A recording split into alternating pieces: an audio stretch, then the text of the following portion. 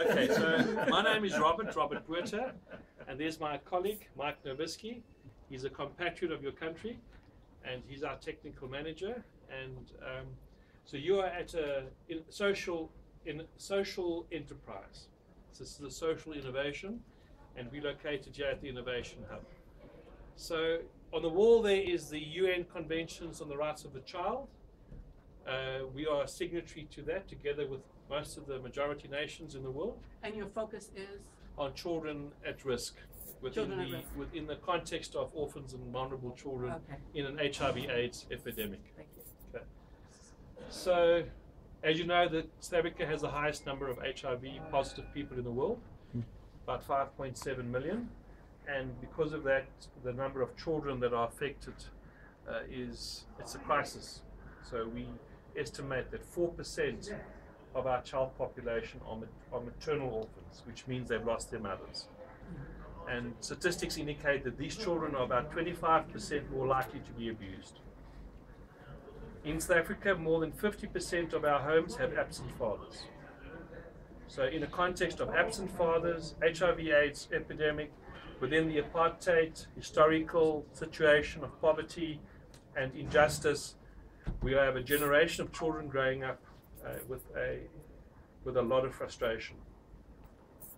Absent fathers, historically unjust situation, inequality in their education, inequality in the healthcare, in a context of a tuberculosis epidemic and an HIV epidemic, with little chance of getting out of poverty, with a strained education system and high levels of unemployment. So within this pressure cooker, you've got a whole lot of frustrations happening in the country. And as you will see in North Africa, there's a whole lot of social action taking place where young people are frustrated that democracy has not produced human rights, and they are demonstrating for democracy. In this country, we have democracy, and the question is, can it deliver on human rights? And behind you on the wall there is the UN Conventions on the Rights of the Child.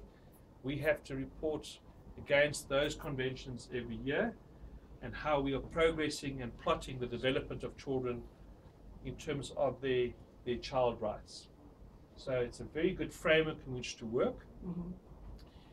In order to take those 41 articles, you can break them up into a child's development: social, emotional, physical, cognitive, and spiritual. And all children have those developmental needs. And how exactly are you using technology to address those issues? So if you have a look here, what we've done is we've taken that whole care process and we've broken it up into workflows, and we are trying to build a care strategy, a care plan that addresses these care needs of these children. Okay. By locating them in the community, in which we are doing what's called asset-based community development.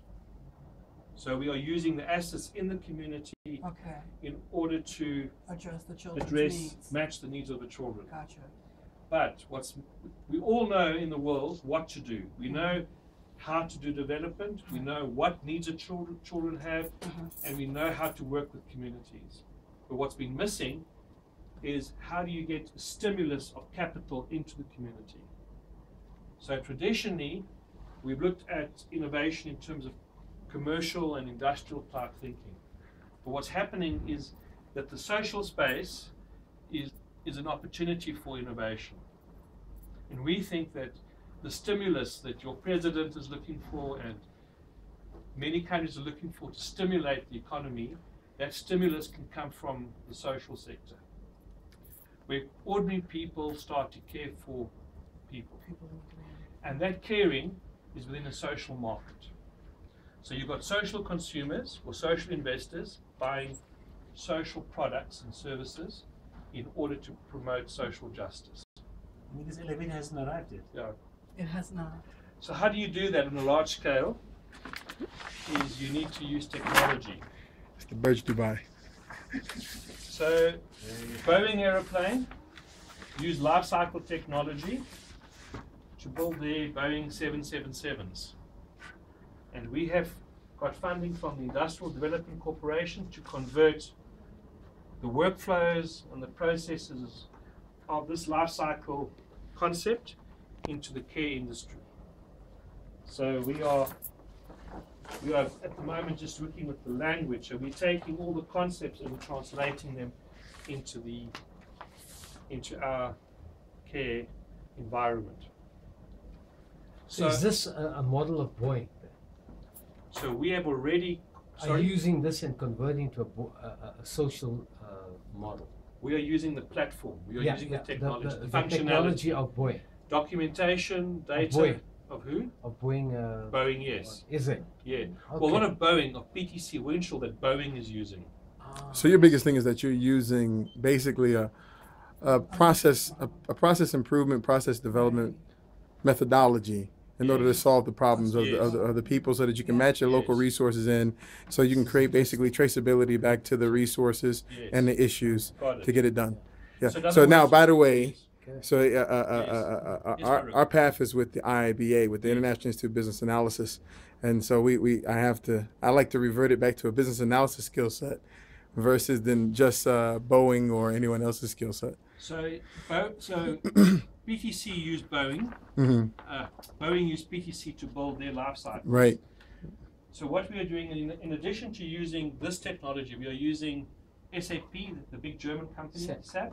We're using their ERP systems. Right. And so the idea is you've got social yes. your social thing. So we're the first NGO in Africa to be using an ERP system. Are you serious? Because the problem is not money, but secure transfer. So your SAP ERP system provides your supply chain. How do you get the social consumer to buy a product and have it securely delivered to a beneficiary and have proof of delivery? So are you rewriting SAP? No. No. Using the standard. We're using SAP Business One. It's a Oh, product. Business One. Yeah. Business Not One. R3. No, Business Are One. using Business Yes. One. You're using SAP's e-commerce program in order to do everything else. Customer relations, supply chain, logistics. The whole So you're package. using Business One plus PTC. Plus, we want to use success factors, which is the HR component. From where? SAP owned success factors. Is that another module? That's the HR human capital module. In SAP? Yes. R3 or Business One? Well, SAP now own success factors, which is standalone human capital management system. So your NGO is a partner with SAP? Yes. So we say NGOs, our product are people. Our product is more valuable than a Coca-Cola bottle or an Apple iPad, because we think people are not finite, they're infinite, they're not temporal, they're eternal, and their value is much greater. So why must we use shoddy technology to build temporal products that have got built-in absolution in there, when you rather work with people that have got life cycles and talent and Right. So tell me, possibilities my that's brother, much greater. how are we going to apply this practically? Yeah, was my question. At the end of the day, what is the customer looking at? You know what I'm You saying? come onto our payment, you come onto our web portal, Right. you're a interested social investor, Yeah. you choose a care product. Right. Health, education, psychosocial, security, Leadership. it's educational. Okay. Then you buy a care product. From you. You buy it from us. We procure it from the community, and we deliver the product to the beneficiary. The consumer, So what the you're child. doing is you're taking a local person who can fill the need of that community, and you're channeling the money from the person who's buying on your platform directly to that individual to create income for him for fixing his own problems in his community. Yes. Give us cards. Yes. So the We're exciting. going to talk, isn't it? So the exciting thing is that we think we solved the problem. Your president asked, where's the stimulus coming from? To stimulate the economy. We're saying the Take the stimulus unemployed comes and from create it. people Yeah. caring for people. Correct. It's I a like it. social kingdom, spiritual concept. Why must we always think in terms of mining platinum and the value lies in the platinum? The value lies In always our in people. Right. 100%.